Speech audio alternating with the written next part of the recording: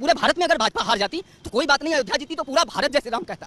पर आज जो अयोध्या पे उंगली उठ रही है ना, वो अयोध्या हारने की वजह से। आज लग रहा है कि अयोध्या वासियों ने फिर से वो त्रेता लौटा दिया जब मां सीता को वनवास कर दिया था, प्रभु श्री राम को 14 वर्ष का वनवास कर दिया था। जनता को नहीं जानती, जनता से बड़ा स्वार्थी और निर्दयी और कोई नहीं होता।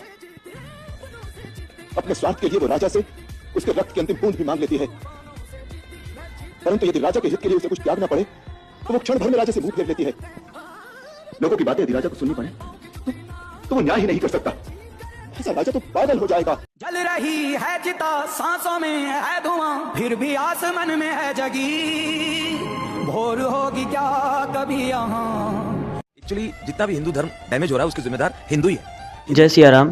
क्या सच में अयोध्या वासियों का बहिष्कार करना चाहिए?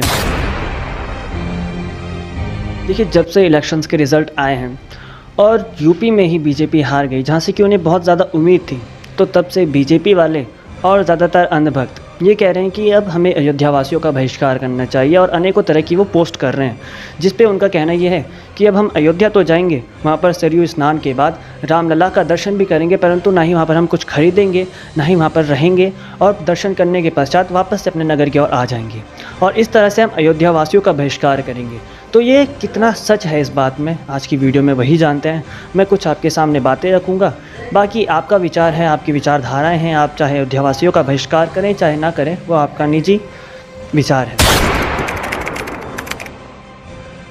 तो देखिए, जो बीजेपी वाले हैं या फिर जो अयोध्यावासियों का बहिष्कार कर रहे हैं, उनके दो मेन रीज़न्स हैं। सबसे बड़े कि पहला कि उन्होंने राम मंदिर बनवाया मोदी जी ने अयोध्या में, फिर भी अयोध्यावासियों ने उन्हें वोट नहीं दिया और उन्हें वहाँ से हरा दिया। और दूसरा रीज़न ये कि राम मंदिर जब बना तो अयोध्यावासियों को बहुत सारा विकास हुआ है, उन्हें बहुत रोज़गार मिला है, और फिर भी अयोध्यावासियों ने उन्हें हरा दिया। तो इन दोनों ही बातों में कितनी सच्चाई है, चलिए वो जानते हैं।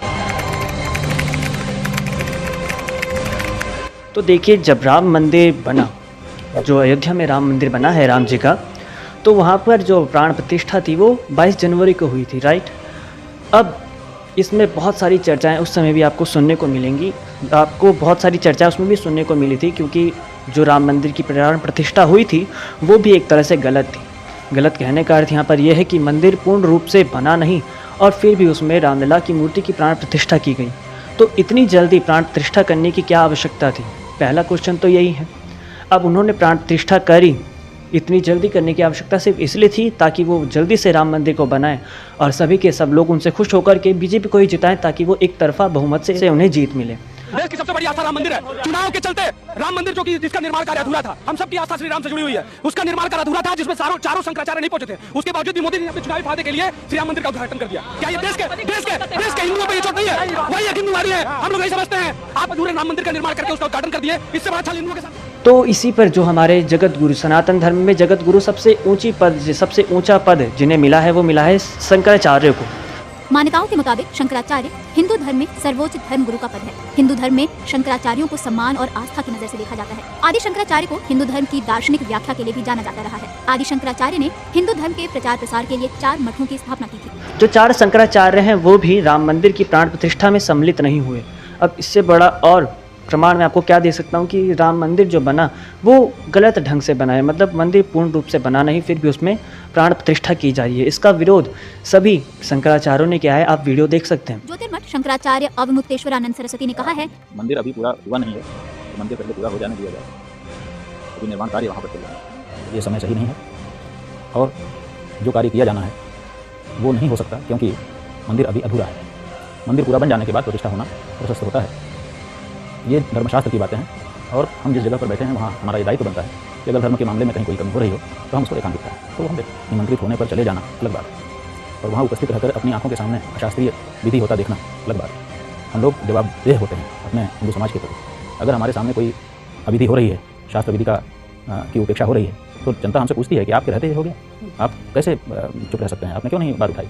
तो हमारा काम हमको करना पड़ता है। तो हमने देखा कि ये सब हो रहा है तो हमको बोलना पड़ा। देखिए, पहली बात तो यह है कि मंदिर में प्रतिष्ठा हो रही है तो मंदिर पूरा बना हुआ होना चाहिए। तो जिसमें हमको बैठना है वो चीज़ एक तो पूर्ण निर्मित होनी चाहिए। कुछ लोगों को समझ में नहीं आती है बात, क्योंकि शास्त्रों का अध्ययन नहीं है उनका।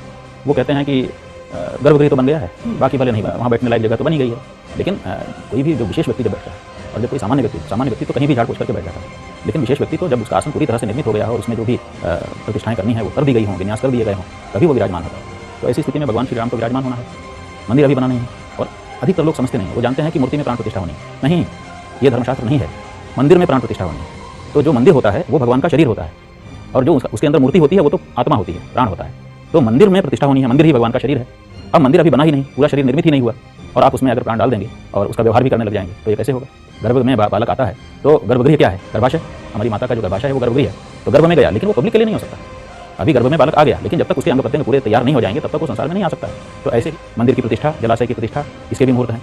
तो अब देवताओं की प्रतिष्ठा के मुहूर्त पहले से वर्ष व्यवहार करते हैं। अगर ये 22 जनवरी का कोई मुहूर्त था तो अभी तक देश का कोई पंचांग छपा हुआ जो पहले से प्रिंट हो चुका है, अभी तक हमारे सामने कोई नहीं लेकर के आया है। हमने कई पंचांग देख लिए जिसमें पहले से लिखा हो कि हाँ 22 जनवरी को प्रतिष्ठा मुहूर्त है। गोवर्धन मठ के शंकराचार्य निश्चलानंद स्वामी ने भी इस संबंध में बयान दिया है। राम जी सेकुलर नहीं है, शास्त्रीय पक्ष का ध्यान रखते हुए शास्त्र सम्मत विधा से ही प्रतिष्ठा होनी चाहिए और पूजन का भी क्रम होना चाहिए। महाराज जी आप जाएंगे क्या? जैसा नहीं, मैं तो नहीं जाऊंगा, अयोध्या तो जाता रहता हूँ, जाता रहूँगा, लेकिन उस कार्यक्रम में मैं सम्मिलित नहीं हूँ। तो आप देख सकते हैं राम मंदिर जो लोग कह रहे हैं कि राम मंदिर बनवाया और फिर भी अयोध्या वासियों ने मोदी का साथ नहीं दिया और मोदी जी को हरा दिया। तो पहली बात, राम मंदिर तो पूर्ण रूप से बना ही नहीं। राम मंदिर शायद बनाया ही इसीलिए गया था ताकि वो अच्छी सत्ता जीत सके, ताकि वो एक तरफा बहुमत से जीत सके।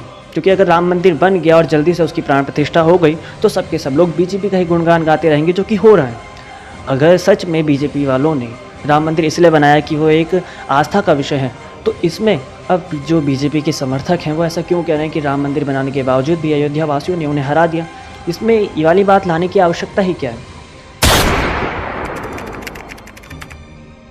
और दूसरा रीज़न ये कि वहाँ पर बहुत ज़्यादा विकास हुआ है, अयोध्या वासियों को बहुत सारा विकास देखने को मिला है, तो ये भी पूर्ण रूप से गलत है। आप देख सकते हैं इसमें भी एक वीडियो। होटल 1600 रुपए एक रूम मिल रहा है, बात समझ रहे हैं। यहाँ खाने के रेस्टोरेंट वगैरह आप खुद देखते होंगे, यहाँ पे कितने रोजगार जनित हुए हैं। यहाँ का पर कैपिटा इनकम ऑटोमेटिक यहाँ के लोगों का बढ़ा हुआ है, समझ रहे हैं। आज आपको पता है होटल कौन बनवा रहा है? होटल में जाकर सर्च करिए, जितने होटल मालिक है किस प्रदेश से आए हुए हैं, कहाँ से आके बनवाए हुए हैं, और उनकी जमीन देखिए कहाँ से खरीदे। सबसे ज्यादा महाराष्ट्र के लोग मिलेंगे, फिर गुजरात के लोग मिलेंगे, फिर मुंबई के लोग मिलेंगे, उसके बाद कोलकाता के लोग मिलेंगे, दिल्ली के लोग। यहाँ के लोगों की सुनिए, यहाँ के लोगों की इतनी औकात नहीं है जो 2 करोड़ 2 लाख रुपए की मुआवजा लेके 2 करोड़ की जमीन खरीद ले। यहाँ के लोगों को पहले यहाँ की जानकारी करिए अयोध्या का इस स्थिति से गुजर रही है। तो देखिए यहाँ पर भी अयोध्या वासी हैं, वो खुद ये कह रहे हैं कि जो भी अयोध्या के आसपास होटल वगैरह जो भी ये बने हैं वहाँ पर अयोध्यावासी नहीं हैं, वो कोई दूर देश से आकर के, बाहर देश के आकर के वहाँ पर अपना व्यापार कर रहे हैं। तो अयोध्यावासी को वहाँ पर कोई भी भला नहीं हुआ है, वहाँ पर उन्हें कोई रोज़गार नहीं मिला है। तो पूर्ण रूप से ये दोनों बातें गलत हैं, जिस पर कि आजकल सोशल मीडिया पर बहुत चर्चा हो रही है कि अयोध्यावासियों का बहिष्कार करना चाहिए, बहिष्कार करना चाहिए। अब अगर मेरा निजी आप पूछना चाहेंगे विचार, तो मैं तो यही कहूँगा अयोध्यावासियों का इसमें बहिष्कार करने की कोई आवश्यकता नहीं है, क्योंकि दोनों ही रीज़न्स जो आप दे रहे हैं कि भाई राम मंदिर बनाने के बाद और इतना विकास होने के बाद भी अयोध्या वासियों ने मोदी के साथ या बीजेपी के साथ ऐसा किया, तो ये दोनों बातें तो गलत हैं। ये तो कहीं से भी साबित नहीं हो रही कि ये दोनों बात सही हैं। राम मंदिर सिर्फ इसलिए बनाया गया ताकि बीजेपी को अच्छी सी सत्ता मिल सके, बहुमत से, बहुत ज़्यादा बहुमत से वो जीत सके। और विकास तो खैर वहाँ पर क्या हुआ है वो तो आप ही देख सकते हैं। बाकी मेरा काम सिर्फ ये था आपको सच बताना। बाकी अब आपकी विचारधारा है, आपको लगता है कि अयोध्यावासियों का बहिष्कार करना चाहिए तो आप कर सकते हैं, आप एकदम स्वतंत्र हैं।